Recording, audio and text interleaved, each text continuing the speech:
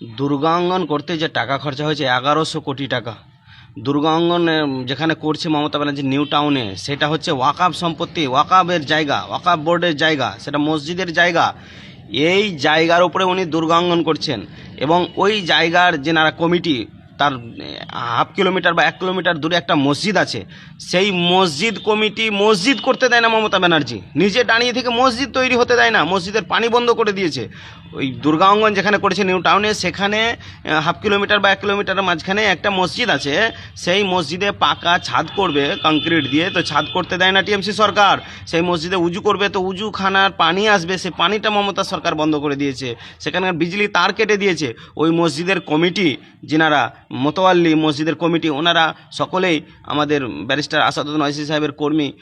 রাজ্য প্রেসিডেন্ট ইমরান সোলাঙ্কি সাহেবের সাথে দেখা করেছেন, নীতিনাথের দুঃখ ওনাকে জানিয়েছেন কি দেখুন এই অবস্থা, আমাদের টিএমসি সরকার এই অবস্থা করছে, আমাদের মসজিদ পর্যন্ত বন্ধ করে দিচ্ছে, মসজিদের পানি বন্ধ করে দিয়েছে এবং আপনার কারেন্ট কেটে দিয়েছে, মসজিদ পাকা করতে দেয় না।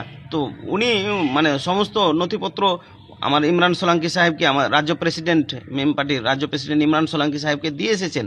ইমরান সোলাঙ্কি সাহেব আশ্বাস দিয়েছেন কি এই কাগজগুলো আমি ব্যারিস্টার আসাদুদ্দিন ওয়াইসি সাহেব পর্যন্ত পৌঁছাবো। উনি ওয়াদা করেছেন কি আমি ব্যারিস্টার সাহেব পর্যন্ত পৌঁছাবো, পার্লামেন্টে তোলা হবে। কি পশ্চিম বাংলাতে মমতা ব্যানার্জি মুসলমানের ওপরেও কি অবস্থা, কি দশা করছে দেখুন। কি মসজিদের পানি বন্ধ করে দিয়েছে, মসজিদ কংক্রিটের মসজিদ পাকা ছাদ করতে দিচ্ছে না, এবং ওই দুর্গা অঙ্গন যেখানে করেছে সেটা মসজিদের জায়গা, সেটা ওয়াকাবের জায়গা, ওয়াকাবের জায়গার উপরে দুর্গা অঙ্গন করেছে মমতা ব্যানার্জি।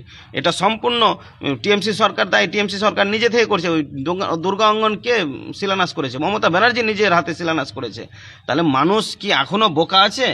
কি সে কিভাবে যোগী সরকার, যোগী মহাশয় যে হিন্দুত্ববাদীর পরিচয় দেয়, কি আমি সংঘ পরিবারের, আমি আরএসএসের, আমি হিন্দুদের মুখ্যমন্ত্রী, সে যে পরিচয় দেয়, তো মমতা ব্যানার্জি তো ঠিক সেইভাবেই পরিচয় দিচ্ছে, মুখে না বললেও কর্মে সে পরিচয় দিচ্ছে কি আমি হিন্দুদের সরকার, আমি হিন্দুদের মুখ্যমন্ত্রী। ও মুখে বলতে হয় লা ইলাহা ইল্লাল্লাহ বলে ইফতার করতে হয় বলে করছে, কিন্তু হাকিকাতে সে মমতা ব্যানার্জি তার কর্মে পরিচয় দিচ্ছে কি সে হিন্দুদের সরকার, মুসলমানের নয়, সংখ্যালঘুর নয়। না হলে কি সংখ্যালঘুর যে ওয়াকাফ সম্পত্তির ওপরে দুর্গাঙ্গন করতে পারে এবং ওখানে আশেপাশে যে মসজিদ আছে, যে মসজিদটা, সেই মসজিদের পানি বন্ধ করে দিতে পারে এবং সেই মসজিদটাকে রুখে দেয় কি তোমরা ছাদ করতে পারবে না, এখান থেকে সরিয়ে নাও মসজিদ। এটা মুখ্যমন্ত্রীর কাজ, এটা মুখ্যমন্ত্রী দ্বিচারিতা করছে সংখ্যালঘুর ওপরে।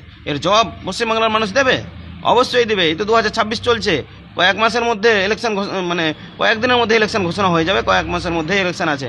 এই ইলেকশনে মমতা ব্যানার্জি মুখ্য জবাব পেয়ে যাবে জনগণের কাছ থেকে। এই দ্বিচারিতা করছে যেভাবে, জবাব পাবে।